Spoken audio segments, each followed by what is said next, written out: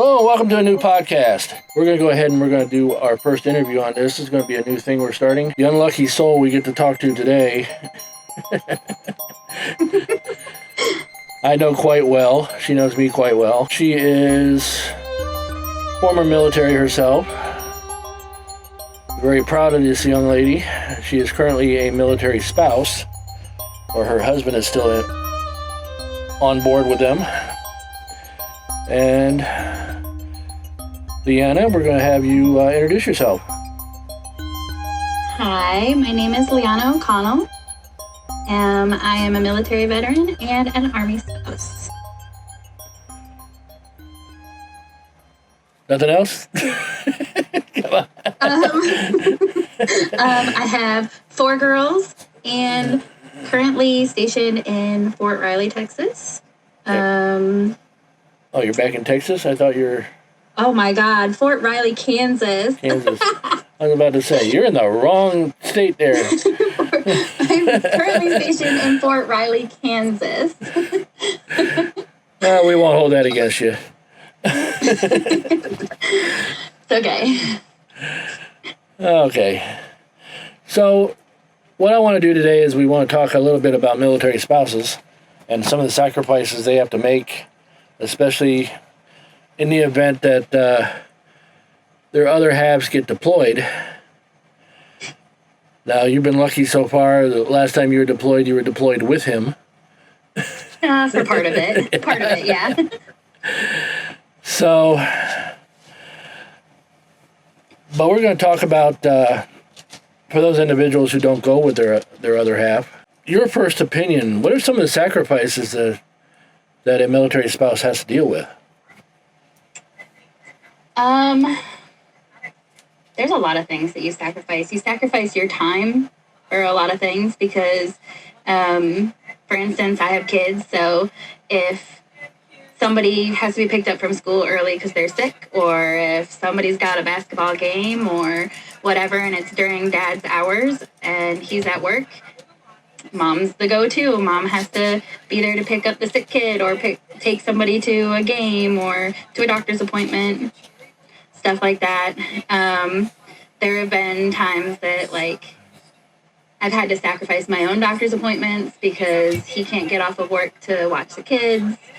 So I can't do certain things because, if you get, a CT or it's not like whatever. It's not like a regular job where you can just say, boss, I'm calling out for the day. Yeah, basically. So especially if they have something that's very mission oriented or certain things. Like right now, my husband's unit is getting ready to deploy. They deploy in May. And because of that, they have certain things that they have to get done. They have to get the vehicles ready. They have to do what's called SRP, which means getting all of their shots and all that stuff to go overseas. And so, there's certain things like that he just absolutely cannot take time off of. So if I have an appointment, I don't have an appointment. So basically, they're checking under the hood, make sure the check engine light's not on and stuff like that. Yep, basically. In the way of, other sacrifices, that's the main sacrifice, is sacrificing, your time, appointments if you have them, that sort of thing. And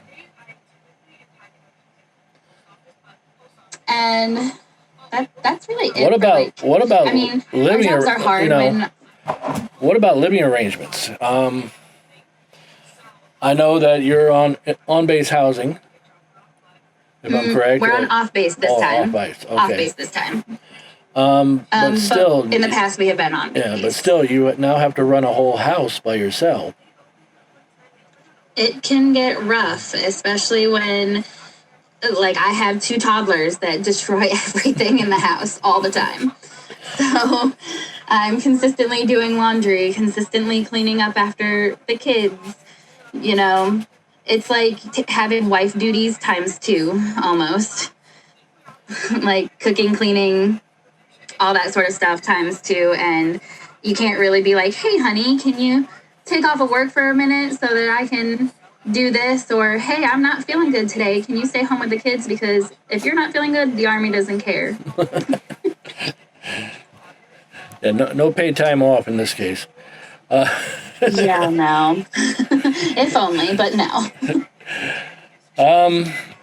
What are some of the other, other than, the evidential loss of love life, and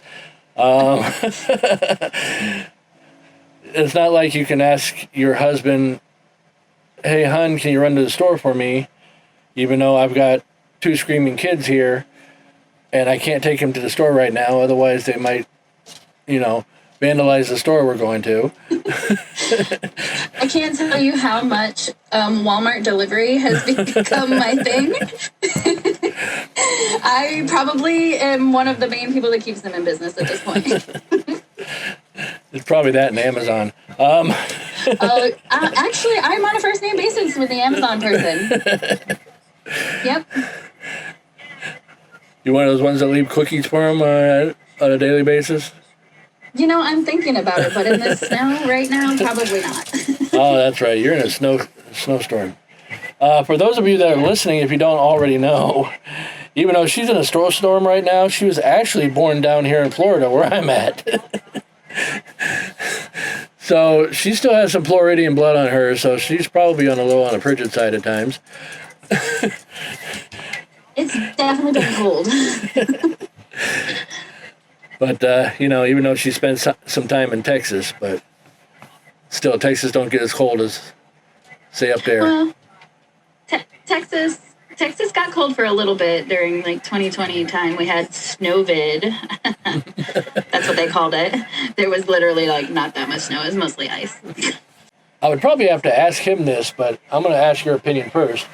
What do you think Jay being your husband, just so the listeners know who I'm talking about, what are Jay's feelings about having to go overseas or whatever and leave you guys behind?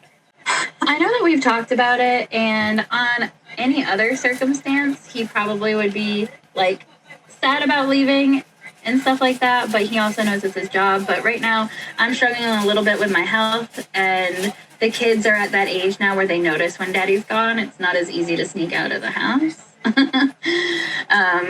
So I think as a dad, it hurts his heart sometimes when he thinks about it, because that's 9 months that he's only going to be able to be here over FaceTime, if that.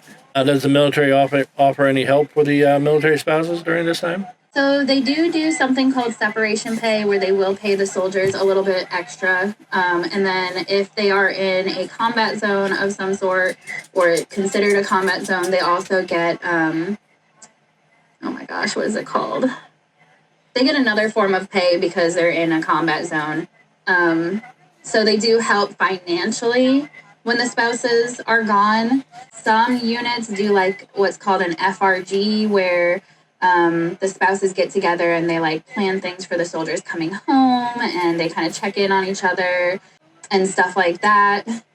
This unit so far, I haven't seen that, but in past units I have. But other than that, that's really the only. So there is some sort of support network that you can pull back on, or? I mean, yes and no. It's basically leaning on other Army spouses. If you've made friends, kind of pull together if you have a good unit. Other than that, the Army just is well, you signed up to be a military spouse, so here you go. Here's your bed, lay in it. Basically. Now, just for the listeners, I won't go into, because I'm sure they're going to ask, why didn't I ask the question of where he's going? I know sometimes they can't talk about that. So I'm not even going to get into that before they even the listeners start making comments about this. So we'll just leave that one out.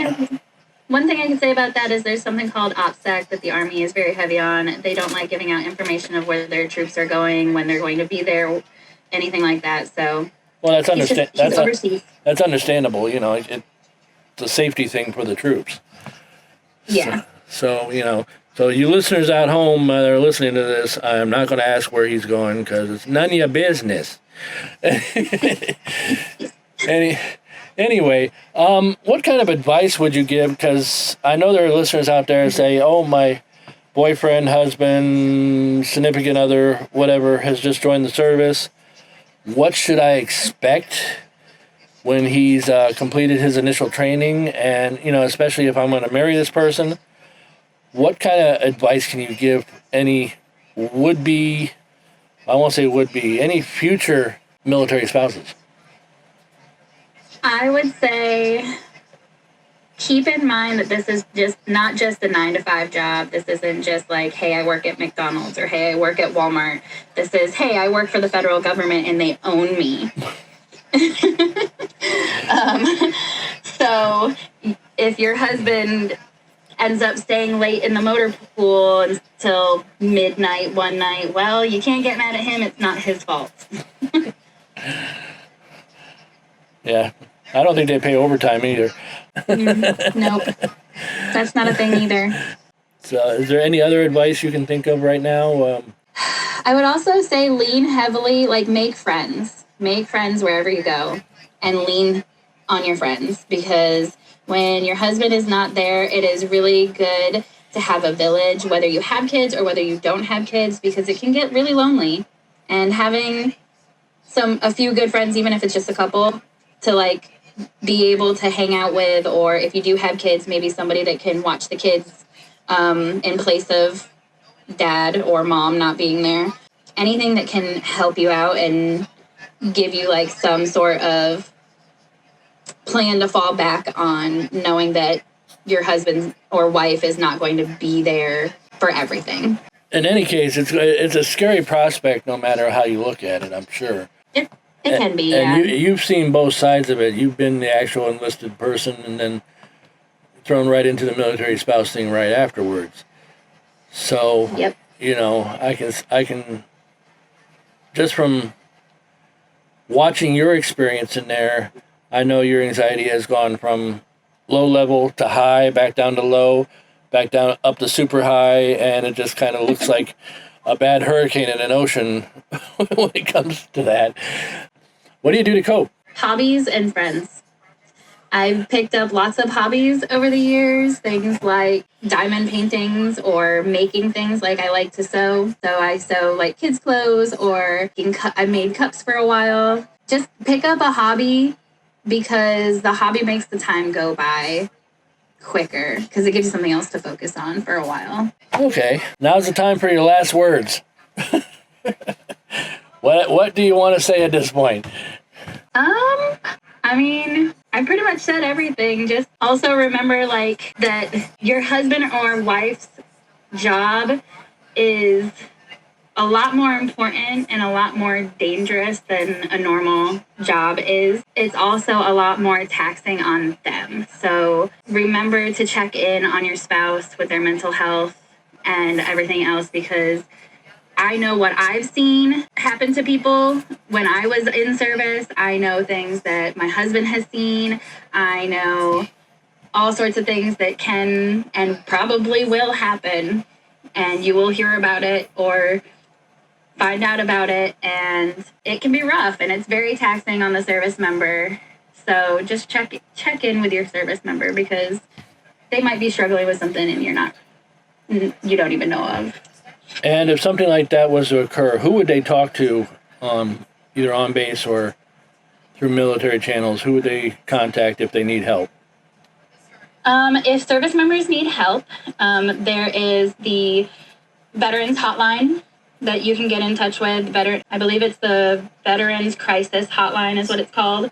There's also tons of chaplains on every installation, and the chaplains have walk-in services. They have walk-in behavioral health. And if for some reason you think your spouse might be struggling with something, you can reach out to like their battalion or brigade chaplain and be like, hey, my spouse has gone through this. I think, he or she might be struggling. And they can reach out to the soldier and bring the soldier in, talk to them and stuff like that. So like there are lots of programs. There's also inpatient behavioral health. There's all sorts of things that are available. And I highly suggest, having seen what can happen when you don't reach out, I highly suggest reaching out if you have a problem, whether it's you, whether it's your service member, reach out, because it's better to reach out than see some of the other consequences that can happen if you don't. Oh yeah, I'm gonna tell the listeners right now, if you have a problem or you see somebody has a problem, do not hesitate to mention something to somebody. They may not even know that they need help. Too many times we hear about in the news, this person has done this or whatever, and they needed help and nobody gave it to them. Or I won't say nobody gave it to them, they didn't reach out for it. So if you see or hear something, you're not being a snitch, you're not being the bad guy, tell somebody. Yep, because you never know. And there's a big stigma in the Army too, that mental health makes you, quote, weak. So a lot of, especially male soldiers, will not reach out because they're afraid to reach out because of that stigma. So especially for like the male soldiers, if you see something wrong, reach out, because you don't know who might be thinking of doing what. Jay just had a soldier who something happened, and now his wife and kids are left to figure it out. And it was all because nobody helped him. So yeah, a lot of listeners don't understand. The statistics are so high about soldiers or former soldiers unaliving them. Can't really use the S word on this. That it's not funny. They're doing it to themselves in record numbers, and people don't hear about it all that much. But like I said before, if you need help or you know somebody that needs help, they may not even realize they need help. Say something to somebody, because it could really make a difference in that person's life. We're spending time with me on this podcast. We got a lot of information passed on. I'm hoping it helps some of the listeners. I'm not going to go in depth in the statistics of what we just talked about. All I can tell you is that they are high. They are actually very... 22 a day. 22 a day is something that the military always says. It's 22 a day. 22 people a day probably unalive themselves because of PTSD and other things. So it's not a joke, and it's a very real thing. So if you need help, whether you're a military spouse, active military, reserve, whoever, if you need help, ask for it. Get help. Because none of your brothers and sisters that are in the military want to see anything happen to you. No sane civilian wants to see anything happen to you. And if you notice, I use that term. Sane civilian. So, again, thank you, Leanna, for spending time with me. Of course. And you have a couple of babies that are probably getting ready to string up your husband. It's good for him.